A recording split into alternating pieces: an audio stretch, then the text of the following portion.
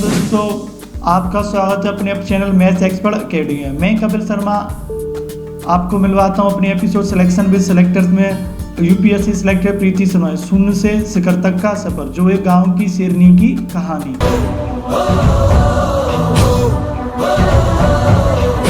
आज हम मिलते हैं यूपीएससी सिलेक्टेड प्रीति शर्मा जी से। घबराना नहीं चाहिए, जब हम करते हैं तो हमें खुद भी लगता है कि हाँ इस बार मेरा सिलेक्शन हो जाएगा। मेरी सुबह 10 से 5 बजे तक ड्यूटी रहती थी, फिर रात को मैं पढ़ाई करती थी।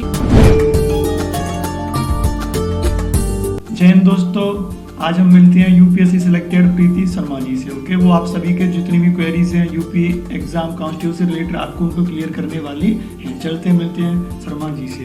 तो आपने सबसे पहले यूपी कांस्टेबल का एग्जाम क्रैक किया था, उसके बाद आपने यूपी एसआई का एग्जाम क्रैक किया था। तो आपको सबसे ज़्यादा इंटरेस्ट किस एग्जाम में आया था? कांस्टेबल वाले सबसे ज़्यादा खुशी हुई थी एसआई वाले में? एसआई में ज़्यादा खुशी हुई थी। एसआई में ज़्यादा खुशी हुई। तो जब आपने रिजल्ट देखा तो सबसे पहले आपने किस जगह पर थी, किसको बताया रिजल्ट? आपने देखे, किसी दोस्त ने बताया, घर वालों ने बताया? मैं ड्यूटी पर थी और मैंने मम्मी पापा को बताया फ़ोन करके, जैसे मुझे पता चला कि उसका रिजल्ट आया है और मेरा उसमें सिलेक्शन हो चुका है। तो फिर मैंने मम्मी पापा को कॉल करके बताया था। बाकी जितने भी मेरे फ्रेंड्स थे मैंने उनको कॉल करके बताया था। बाकी सब लोग बहुत खुश थे। तो आपका वो बहुत अचीवमेंट था, तो सारे घर वालों में खुशियाँ सी आ गई होंगी। हाँ, सब लोग बहुत खुश थे। हाँ, वो एक होता है, मतलब हमारी बेटी ने नाम रोशन कर दिया। सबके अपना सपने होते हैं माँ बाप के, तो आपने उस सपने को भली भांति कंप्लीट किया हुआ है। तो अच्छा, आपने जैसे अभी प्रिपरेशन के टाइम पे बहुत दिक्कत होती होंगी, जैसे आप तो ड्यूटी पर थी, उसी दौरान आपने प्रिपरेशन की, एसआई की, ड्यूटी पे होना, पुलिस वालों की बहुत सारी रिस्पॉन्सिबिलिटी होती है, धूप में, सुबह शाम, जब कभी भी। तो उस प्रिपरेशन के दौरान आपने वहाँ पर कैसे प्रिपरेशन करी थी अपनी? मेरी सुबह 10 से 5 बजे तक ड्यूटी रहती थी, फिर बाकी अपना जो भी होता था वो सब करते थे, फिर रात को मैं पढ़ाई करती थी। तो आपको रात को मतलब जो भी था टाइम, रात में आपने खूब? हाँ, मैं रात को 2:30-3 बजे तक पढ़ती थी। फिर उसके बाद फिर सुबह मॉर्निंग जल्दी उठना, फिर वही ड्यूटी जाना, डेली का वही रूटीन था। तो मतलब बहुत लड़के मतलब जो करना है। बहुत से लोग क्या होते हैं कि एक एग्जाम और रुक जाते हैं, वहीं पर थम जाते हैं, पर आपने ऐसा कुछ भी नहीं सोचा? नहीं, हाँ, मुझे मतलब करना था। तो ऐसे अब बहुत सारे क्वेरीज रहते हैं। सबसे इम्पोर्टेंट रहता है मैथ्स का। बहुत से लोगों के मतलब हमारे स्टूडेंट्स हैं, उनसे क्वेरीज कर रहे हैं कि मैथ्स को सर कैसे टैकल कर पाए, उनके मार्क्स कम रहते हैं। तो आपने अपनी प्रिपरेशन के दौरान मैथ्स को कैसे टैकल किया था? मैं वही मॉक टेस्ट लगाती थी और मुझे जो भी लगता था कि मेरा ये टॉपिक वीक है, मैथ्स में भी यही रहता था मेरा, तो फिर मैं उसी टॉपिक पे फोकस करती थी। तो मैथ्स का तो केवल यही था, टॉपिक लिखना है, ठीक है, उसकी प्रैक्टिस करनी है। ज्यादा से ज्यादा आपने क्या किया? प्रैक्टिस की मैथ्स के लिए। मेन प्रैक्टिस है मैथ्स में। मैथ्स में मेन प्रैक्टिस की थी आपने, जहाँ तक पॉसिबल हो वहाँ तक आपने प्रैक्टिस की थी। अच्छा, मैं पूछूं जीएस के लिए, जो समय मतलब सबसे अगर कोई सब्जेक्ट है मेन प्ले रोल कर रही, कोई भी एग्जाम आ रहा है, तो सबसे कम बच्चों को इंटरेस्ट भी कम जीएस में आता है। तो आपने जीएस को फिर कैसे किया था? मैं लूसेंट से पढ़ती थी और बाकी करंट्स की वीडियो देखती थी, क्योंकि आजकल क्या है, एग्जाम में जो करंट में चल रहा होता है उसी से रिलेटेड क्वेश्चंस पूछे जाते हैं, तो बस मैं फिर उसी पे फोकस करती थी। आपने लूसेंट को किया बेसिक कंप्लीट करने के लिए, फिर आपने करंट अफेयर किए, उसी से आपके एग्जाम को आपने उनको रिवाइज किया था। अपने मतलब करंट्स के तो आप नोट्स भी लिखते होंगे सारे? हाँ, मैं नोट्स बनाती थी। उनको आपने पूरी तरह अच्छे से वॉक थ्रू किया था। अच्छा, सबसे अब इम्पोर्टेंट आता है रीजनिंग का, क्योंकि सबसे बड़ी सब्जेक्ट यूपी कांस्टेबल के एग्जाम में रीजनिंग है। सबसे मेन क्वेश्चन उसी के आने वाले हैं, तो रीजनिंग के लिए आपने कैसे किया? रीजनिंग हो या मैथ्स हो, उस सब में प्रैक्टिस ही मेन होती है। तो बस जो भी मुझे वीक पॉइंट लगता था अपना, बस मैं उसी की प्रैक्टिस करती थी। प्रैक्टिस की, मॉक टेस्ट लगाया, जो वीक पॉइंट है उसको लिख लिया, फिर उसकी क्या करनी है, ज़्यादा से ज़्यादा प्रैक्टिस की थी आपने। मतलब जो भी होता है मतलब प्रैक्टिस ही की थी आपने ज़्यादा से ज़्यादा। तो हिंदी के लिए आपने कैसे किया था? हिंदी तो मैं आदित्य की जो बुक है बस उससे करती थी। बाकी जो मेरे कोचिंग के नोट्स थे उनसे किया था मैंने। कोचिंग के नोट्स से और उससे किया था, जो क्लास ली थी कोचिंग से, उनसे आपका हो गया था हिंदी को? क्यों, हिंदी तो हमारी मदर टंग भी है, मातृभाषा भी है। नहीं, और हिंदी स्टार्टिंग से मेरी हिंदी अच्छी भी थी। स्टार्टिंग से हिंदी में इंटरेस्ट था।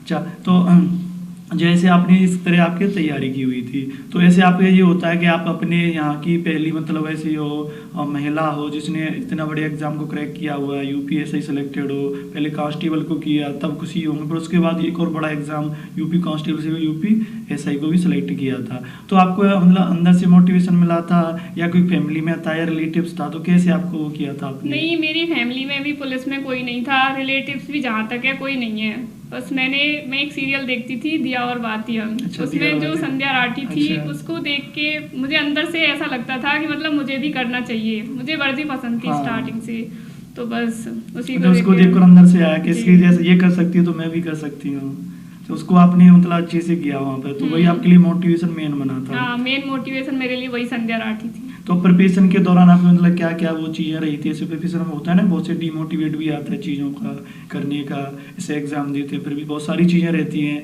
तो ऐसा कोई चीज़ जो मतलब आपको प्रिपरेशन के दौरान आप मतलब करती थी कि जब भी मन होता था डिमोटिवेट होती हैं, या कोई मोटिवेशन वीडियो देखना है, किसी का भी देखना है, अपनी सॉन्ग लिखना या लिखने का शौक होता है, वो सारी चीज़ें तो आपने फिर कैसे किया उनको? मैं मोटिवेशनल सॉन्ग सुनती थी, और जब भी मैं परेशान होती थी बस मेरा वही था कि जब मुझे ऐसे लगता था कि हो नहीं रहा है, तो जो मैं अब मोटिवेशनल सॉन्ग सुनती थी, और जितने भी जो सिलेक्टर्स हैं उनका।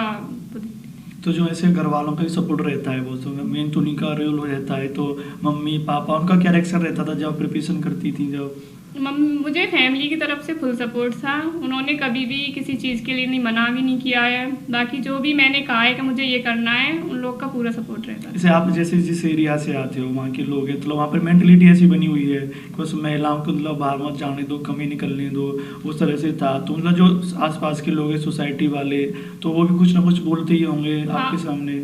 मेरे सामने नहीं, पीछे भी बोलते अच्छा। थे, तो जैसे सब लोग मुझे बताते थे कि वो ऐसे कह रहे थे, तो बस मेरा यही रहता था कि एक बार जब हो जाएगा तो सबके मुंह अपने आप ही बंद हो जाएंगे। बस हमारे आंसर हमारा सिलेक्शन देगा। जी बिल्कुल जी, तो आपका वही रहा था लास्ट ईयर को। तो अच्छा, आप सबसे मेन इंपोर्टेंट होता है, बहुत सारे बच्चों की क्वेरीज आ रही हैं कि सर हमारा अंदर से कॉन्फिडेंस नहीं आ रहा है, सारी चीज़ें चल रही हैं, नंबर भी अच्छे हैं, पर अंदर से ऐसा लग रहा है कि शायद हमारा हो नहीं सकता। तो उसके लिए उन्होंने क्या किया? अंदर से सबसे इम्पोर्टेंट रहता है लास्ट ईयर, अंतिम दिन आ रहे हैं, तो अंतिम दिन में उन लोगों बच्चों को कैसे करना अंतिम चाहिए? दिनों में बच्चों को कुछ भी नया नहीं करना चाहिए, जो हम लोग स्टार्टिंग से पढ़ रहे हैं बस उसी पर फोकस करना चाहिए, क्योंकि जैसे कुछ भी हम नया करते हैं तो उससे माइंड डाइवर्ट होता है, तो फिर हम उतना अच्छे से नहीं कर पाते हैं। जो पुराना होता है वो भी पूरा सब, तो जो पुरानी चीज़ें हमें जो कुछ नया नहीं करना है, जो हमने एलडीआर लिख लिया है, लास्ट ईयर रिवीजन के लिए बचा के रख लिया है, उन सारी चीज़ों को करना चाहिए। जो भी चीज़ें होती है हमारी मैथ्स में हुआ, रीजनिंग में हुआ, जो भी फार्मूलाज हैं, वो सारी चीज़ों को बस करना है।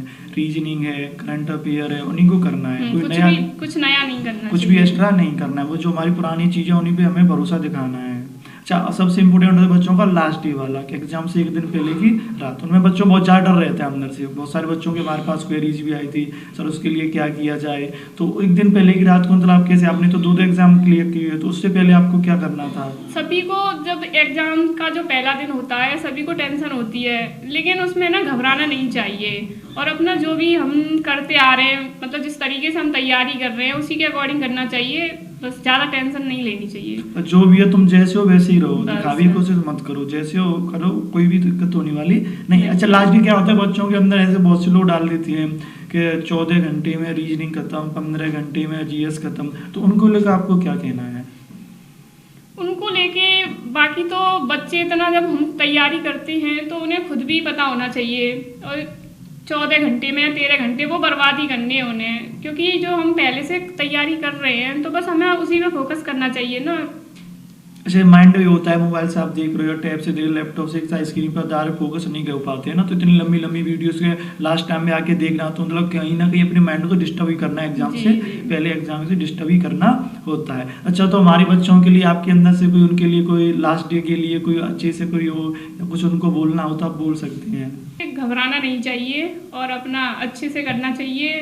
बाकी जब हम करते हैं तो हमें खुद भी लगता है कि हाँ इस बार मेरा सिलेक्शन हो जाएगा। बिल्कुल, हमने सुना होगा कि ऐसा ही सिलेक्टेड, कांस्टेबल सिलेक्टेड, जिन्होंने भी आपकी सारी क्वेरीज को अंतर दी, बिल्कुल भी घबराना नहीं है। लास्ट डे जो भी होगा सब अच्छा ही होगा, जो आपने मेहनत की है उस पर भरोसा रखिए, कोई भी एक्स्ट्रा चीज़ों में मत रखिए। ओके, तो आपके लिए बहुत बहुत धन्यवाद, आप हमारे साथ जुड़ी, हमारे बच्चों के जो भी क्वेरीज थी आपने अच्छी बातें क्लियर किए। और भी जो भी क्वेरीज हैं आप हमारे इंस्टाग्राम पेज, टेलीग्राम चैनल और यूट्यूब पर भी कमेंट में छोड़ सकते हैं। ओके, वहाँ पर खुद प्रीति शर्मा आपके रिप्लाई देने वाली हैं।